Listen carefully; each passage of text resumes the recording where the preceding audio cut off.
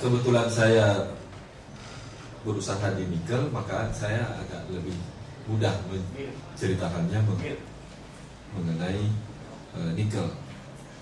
Nikel ini tahun 2011 Indonesia adalah produsen nikel nomor 1 di dunia. Jadi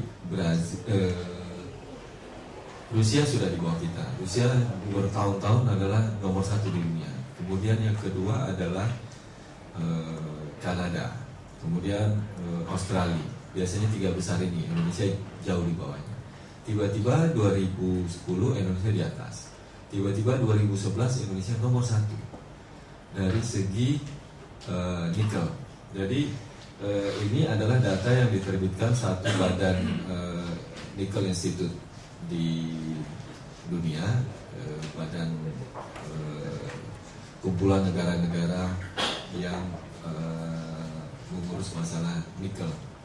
Mereka menyatakan bahwa tidak dari segi apa yang diproduksi, tapi dari segi nikel yang keluar dari satu negara. Jadi kondisi ini sebenarnya yang menjadi satu kondisi yang menyatakan bahwa nikel ini menjadi satu industri yang menguntungkan. 2010-2011 Eropa minta pig nikel dari Cina. Cina tidak satu pun dia mau jual. Semua yang masuk ke dalam negerinya dipakai untuk dalam negeri. Karena sudah ini industri besar. Taiwan tidak diberikan, Korea tidak diberikan, Jepang tidak diberikan. Korea langsung membuat industrinya di Cina. Taiwan juga membuat industrinya di Cina. Tapi tetap mereka tidak bisa ambil hasilnya itu untuk mereka nickel pig iron ini. Kemudian mereka berusaha meminta ke Indonesia, tapi Indonesia nggak ada nickel pig iron. Jadi mereka juga mau bagaimana kalau Indonesia dibikin? Karena Eropa tidak mungkin membuat blast furnace ini, ya pasti kan menghasilkan CO, pasti dilarang kalau Eropa. Eropa tidak boleh membuat satu yang namanya industri yang sedikit saja ada masalah gas CO atau gas karbon ini pasti mereka dimasalahkan. Jadi tidak mungkin membuat, tapi hasilnya mereka mau.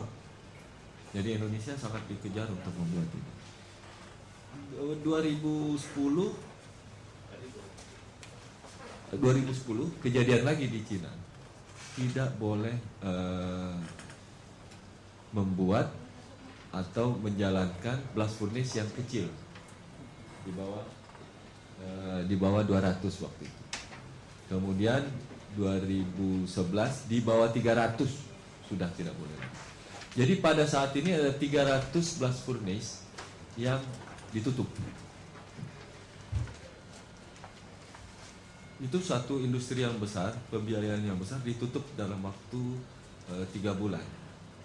Dan mereka tutup. Disuruh beralih ke electric furnace. Pada saat itu juga dalam 6 bulan beralih. 6 bulan cuma waktu. Beralih dari blast furnace ke electric furnace. Satu pabrik. Kenapa? Mereka punya energi. Sekarang diterapkan di Indonesia bahwa Indonesia ini harus membuat pabrik. Pertanyaannya, apakah pemerintah sudah membuat infrastrukturnya? Apakah kita punya listriknya, energinya? Kalau kita nggak punya listriknya, apakah kita punya kokasnya? Kokasnya dari Australia, dari Cina. Belum tentu mereka mau jual sama kita kalau kita tidak mau jual ore kita. Hal-hal yang seperti ini yang saya pikir bahwa kita harus duduk sama-sama dulu, kita buat dulu. Jangan langsung diputuskan bahwa kita harus membuat industri hilir. Saya cocok sekali kita buat industri hilir. Kalau saya membuat, saya mengirim nikel, untung saya itu $20. Kalau saya proses dari 1 ton persamaannya saya untung $150, pasti saya mau proses. Cuma masalahnya kita punya infrastrukturnya nggak untuk memproses ini. Ini yang kita nggak punya. Jadi dari segi ini saya juga berbicara ke pemerintah bahwa satu, jangan suruh penambang-penambang yang baru belajar ini untuk memikirkan satu industri yang besar ke depan. Ajarilah mereka dulu bagaimana menambang yang baik. Setelah itu baru bisa ditingkatkan. Seperti juga tadi Aderiat menyatakan bahwa dana tidak susah. Dana itu tidak susah. Betul. Waktu saya konsep ini saya ceritakan, Bank of China langsung dia bilang, ya, Anda duduk sama pemerintah, Anda dapat approval dari pemerintah bahwa Anda bisa membuat itu, kita siapkan. Bank of China di Indonesia menyiapkan $1 miliar kalau kita mau bikin. Konsepnya adalah kita yang bikin, kita yang punya. Yang backup Bank of China. Bagaimana? Nggak enak. Tapi cara pemerintah kita lain, kita ditutup sehingga kita nggak bisa bergerak apa-apa. Ini yang 300 blast furnace di Cina yang ditutup bisa ke sini. Kita nggak punya satu program mengenai bagaimana pengendalian lingkungan. Kita nggak punya program di mana energi itu berada, dan kita nggak punya program-program masalah sosial. Ini belum sempat dibuat. Penambang ini harus bikin, bukannya malah kita meracuni bangsa ini, bukannya malah nanti blast furnace ini bukan punya kita gitu. Kalau konsep-konsep kita dilakukan dengan lebih cermat, industri ini kita yang punya. Ditanya kita mampu nggak kita buat itu? Kita mampu. Kembali lagi kita buat sampai menjadi satu konsep yang bisa diimplementasikan, dan ini milik bangsa kita. Saya terus terang, saya kalau secara pribadi, saya kebetulan ada tamu kita di sini, Pak Salim. Pak Salim ini pejabat di Cina, bekas wali kota Beijing. Lahir di Purwakarta.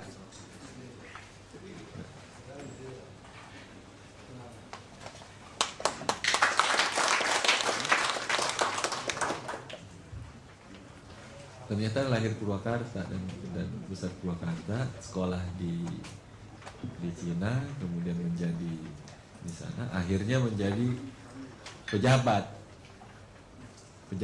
Setelah pensiun balik lagi, negara saya negara Indonesia gitu. Pulang.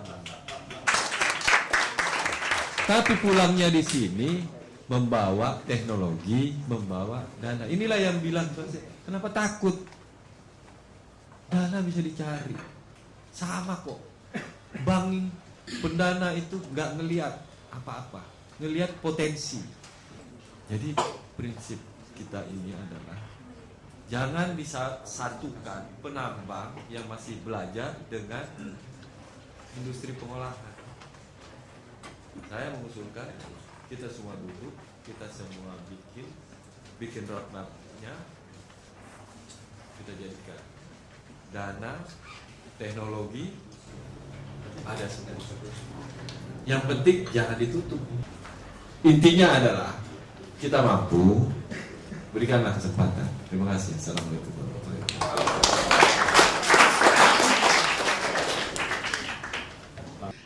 Bapak, Ibu sekalian, pada kesempatan ini saya ingin share sedikit tentang teknologi pengolahan mineral logam. Judulnya bombastis, untuk kemandirian bangsa.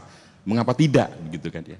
Kita tahu memang Kepmen, Undang-Undang Minerba ini sebetulnya prinsipnya baik ya. Artinya memang bagaimana mineral itu diolah, nilai tambahnya di dalam negeri, karena di situ nanti nilai ekonomisnya akan berputar di sana, begitu. Tapi seperti yang pertanyaannya Bang Selby tadi, Siapkah kita? Kalau kita runut atau kita evaluasi, pemerintah ataupun mungkin lembaga-lembaga terkait, saya pikir kita belum juga siap dengan roadmap teknologi. Kalau kita mau bicara tadi Bang ini katakan, kita harus membuat roadmap pengolahan mineral kita hulu hilir. Lalu yang kedua juga sama, bahwa pengolahan mineral tambang, logam itu selalu heavy energi. Memang ada beberapa pembicaraan yang terkait dengan potret atau roadmap bagaimana pengelolaan energi Indonesia, terutama untuk pengelolaan mineral yang ada di Indonesia. Nah, Undang-Undang nomor 4 tahun 2009 maupun Permen tahun nomor 7 tahun 2012 intinya adalah bagaimana peningkatan nilai tambah mineral melalui pengolahan dan pemurnian mineral. Di Kompas kemarin saya baca, pemerintah sudah melarang mengekspor biji mineral kecuali bagi yang mengajukan rencana pembuatan smelter plus biaya ekspornya sekitar 20%. Ada 14 mineral ya, di sini ada copper, AU, dan seterusnya. Pertanyaan kan, siapkah kita tadi dari segi teknologi, lalu kemudian dari segi infrastruktur energi yang harus dikeluarkan untuk mengolah ini semua. Kalau saya melihat begitu ya, kebetulan kami di Departemen Teknik Metalurgi dan Material untuk pengolahan mineral kita juga melakukan banyak riset dan aktif terhadap teknologi pengolahan mineral itu sendiri. Lalu kami juga aktif masuk ke pemerintahan untuk mengkaji beberapa kajian terkait dengan pengolahan mineral baik hulu maupun hilir, gitu ya. Kalau kita lihat sebetulnya mata rantai untuk nilai tambah dari sebuah mineral itu dimulai dari hulu, ya. Lalu kemudian ada suatu produk intermediate-nya, lalu kemudian diproses lanjut. Ini saya melihat belum terintegrasi antara industri hulu dan hilir. Saya ambil contoh case-nya, misalnya salah satunya adalah Krakatau Steel. Krakatau Steel menggunakan satu teknologi dengan menggunakan gas, tapi dia harus mengimpor bahan baku impor dari luar negeri. Karena Krakatau Steel menggunakan teknologi yang tidak boleh sembarangan biji besi masuk di sana. Dan sekarang juga punya permasalahan terhadap lingkungan, masalah scrap yang sekarang menjadi banyak kasus. Karena juga saya melihat pemerintah kurang jeli, dia mempersyaratkan bahwa scrap itu bersih dan kering, sangat kualitatif. Kalau kita lihat di luar, di negara maju, definisi scrap itu jelas. Misalnya dia mengandung 2% foreign particle, partikel asing, apa saja. Jadi jelas baik kualitatif maupun kuantitatifnya. Kalau kita ke industri aluminium, mungkin saya langsung ke sini saja. Ini ya.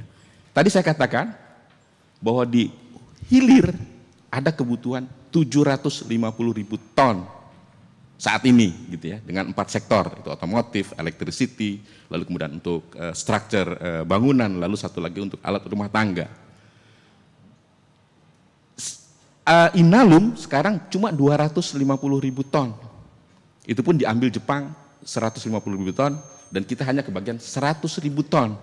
Makanya saya bilang sama pemerintah, ambil Inalum karena kita punya pohon industri hilir yang membutuhkan sekali pasokan daripada aluminium itu sendiri. Ironisnya kita mengimpor alumina dari luar, dari Australia. Padahal kita mengekspor bauxit 40 juta ton sekarang ini. Jadi konsep hulu hilir ini nggak match gitu ya, belum match. Itu yang ingin saya sampaikan. Nah, yang juga harus diperhatikan ke depan dalam pengembangan smelter, bahwa ternyata industri ikutannya itu luar biasa. Sebagai gambaran, keberadaan POSCO dan KS membuat joint venture gitu ya, dengan 3 juta ton karena kita masih mengimpor dari luar, ya kita buat. Saya tidak melihat bahwa dari pihak Indonesia begitu ya, membawa juga supporting industri untuk industri tersebut. Justru Korea yang membawa. Yang ironis juga, ini salah satu hulu hilir nggak match. Di Ceper itu ada industri UKM, dia memproduksi luar biasa, bagus sekalian, rem kereta dan lain-lain. Dia ada dari zaman kolonial, produksi terpasangnya cukup lumayan, tetapi ironisnya mereka harus mengimpor scrap atau mengimpor pig iron yang mahal. Ya. Jadi ada sebetulnya ketidakmatchan sebetulnya antara hulu dan hilir. Nah, terkait dengan tantangan bagaimana kita membuat roadmap teknologi sebetulnya, kalau kita lihat mineral kita scatter, tersebar. Jadi kita juga harus memikirkan sebetulnya beberapa teknologi yang tanda kutip simple relatif mudah dan bisa kita kuasai. Seperti Cina, dia ada learning by doing. Dulu Cina mengelola barangkali blast furnace skala kecil, tapi ketika teknologi itu dia kuasai, karena itu mungkin tidak efisien, mencemari lingkungan, mereka bikin regulasi. Jadi regulasi yang dia buat itu step by step kalau menurut saya. Jadi kita jangan lompat pada sesuatu teknologi yang tinggi untuk pengolahan mineral kita. Kita belum belajar, kita belum pernah punya proses. Saya nggak begitu yakin bahwa Indonesia menguasai blast furnace, kita menguasai teknologi pengolahan mineral. Dan kita tahu ada di INCO barangkali, Antam, itu teknologi-teknologi yang memang besar, triliunan gitu ya. Nah, memang pemilihan ketersediaan energi menjadi hal yang penting buat pengolahan mineral kita ke depannya. Apakah ada listrik? Ya kalau kita ke Cina sih mau di gunung mana saja, mau di daerah mana saja, infrastruktur listrik luar biasa. Artinya pemerintah menyediakan infrastruktur listriknya. Kokas sama di Cina, gudangnya batu bara di sana. Mereka memberlakukan kokas tidak boleh keluar, kalaupun keluar harus tanda kutip dikasih pajak yang tinggi. Atau energi lainnya dan gas. Ini menjadi dasar pemilihan untuk teknologi itu sendiri. Sebenarnya terbuka buat kita kesempatan untuk menaikkan nilai tambah mineral dengan skala investasi marginal gitu kan. Tapi barangkali kita perlu juga roadmap, artinya ke depan.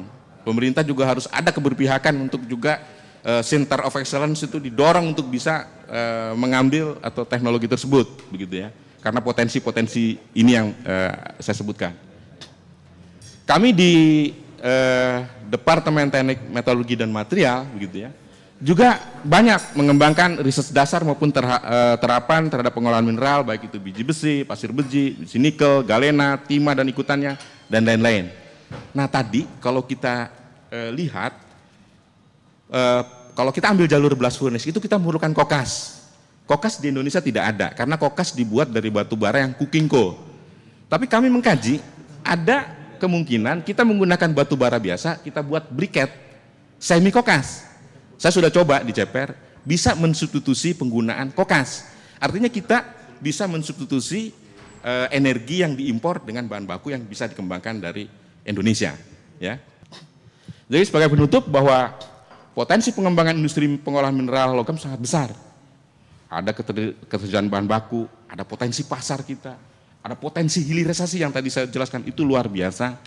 Karenanya kita perlu juga mengembangkan terintegrasi industri hulu pengolahan logam, karena di situ ada industri antaranya, ada industri pendukungnya, itu luar biasa. Terakhir, pemanfaatan dan pengembangan SDM dan teknologi hendaknya diwujudkan melalui penyediaan Center of Excellence yang memadai. Jadi kami terus terang memerlukan bantuan dari semua stakeholder terkait dengan teknologi pengolahan mineral. Mudah-mudahan bermanfaat. Assalamualaikum warahmatullahi wabarakatuh.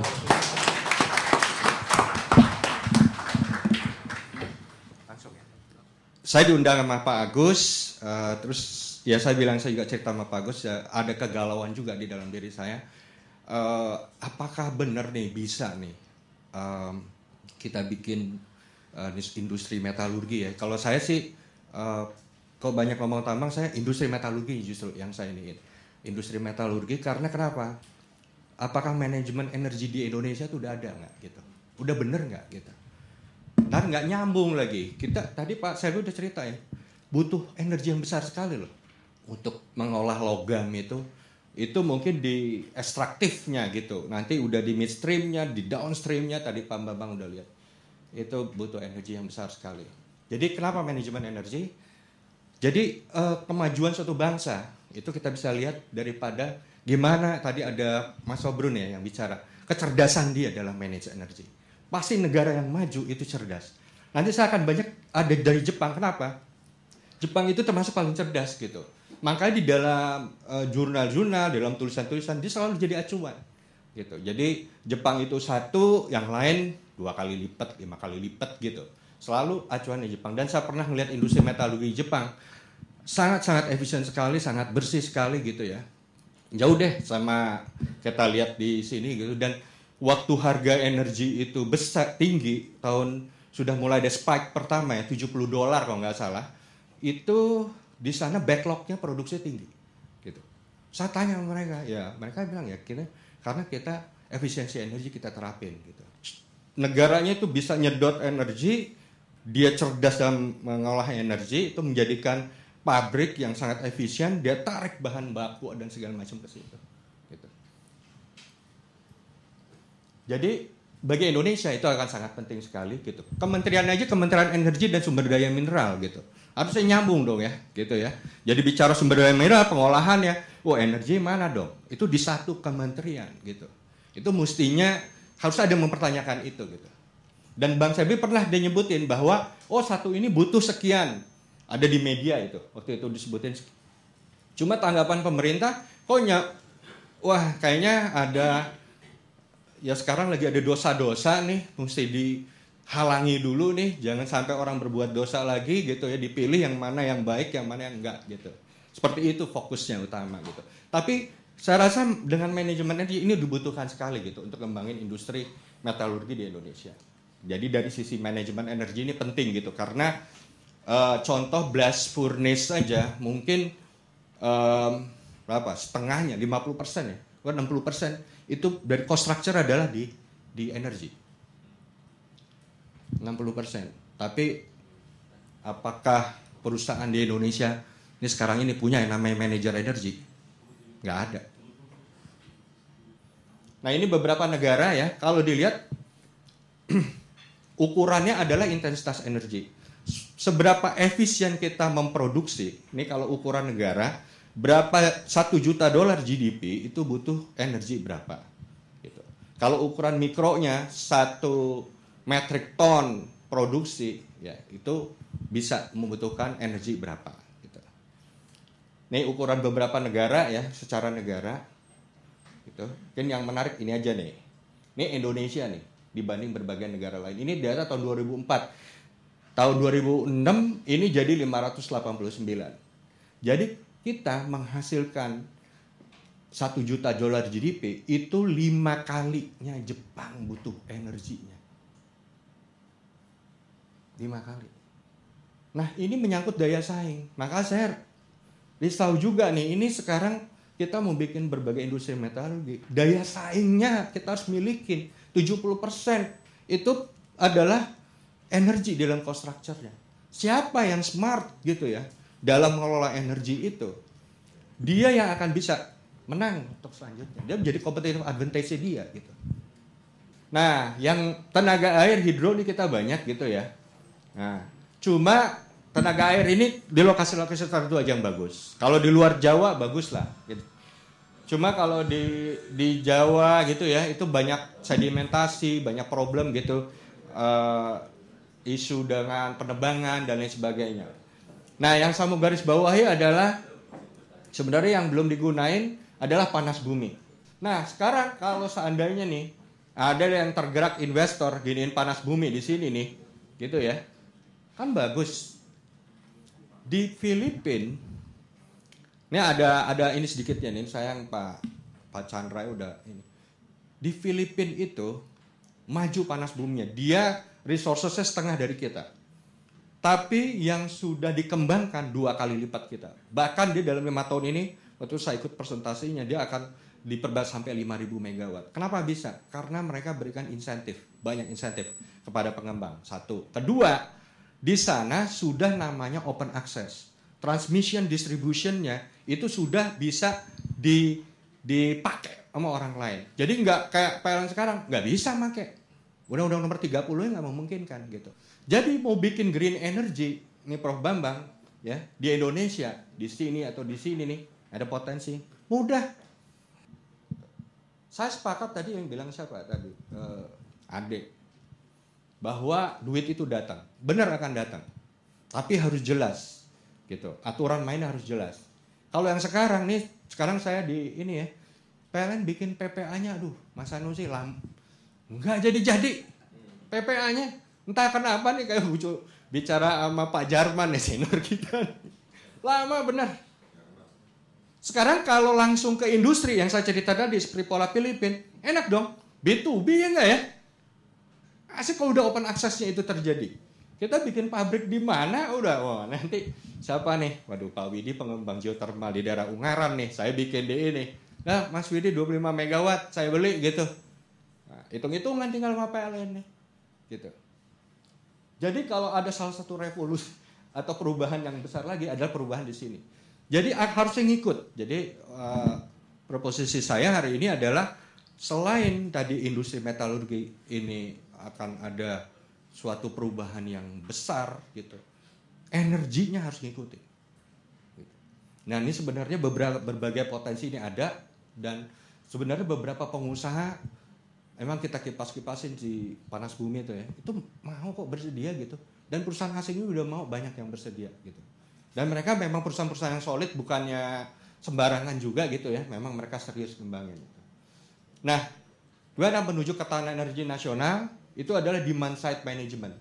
Jadi tadinya kita bicara supply gitu ya. Jadi misalnya bicara energi, wah Pertamina, PLN, gitu, PGN, itu bicara supply paradigmanya. Tapi kalau bicara demand, asosiasi pengusaha itu yang menentukan. Dia harusnya ditanya di dalam perencanaan energi nasional setiap tahun, Anda butuh energi berapa? Apa jenis yang Anda butuh? Gitu. Kalau asosiasi bikin perencanaannya, terus dari ini 5 tahun Pak saya butuh gas sekian, gitu. Or 10 tahun, jelas itu. Pasti pemerintah akhirnya bikin FSRU lagi gitu, tambahan. Atau ada yang mini LNG gitu. Salah satu teknologi yang harusnya dikembangkan adalah mini LNG. Misalnya nih, Bang Selby tadi bikin mau di Kalimantan nih, Kendari gitu. Kolaka atau wherever gitu di situ.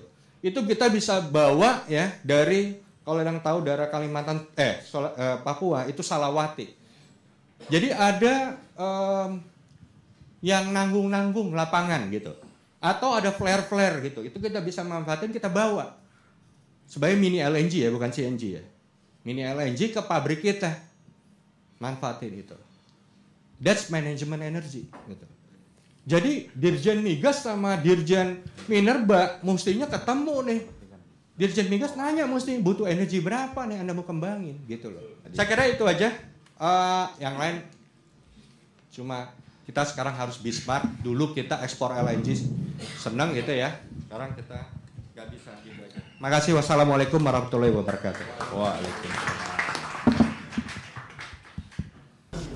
Assalamualaikum warahmatullahi wabarakatuh. Waalaikumsalam.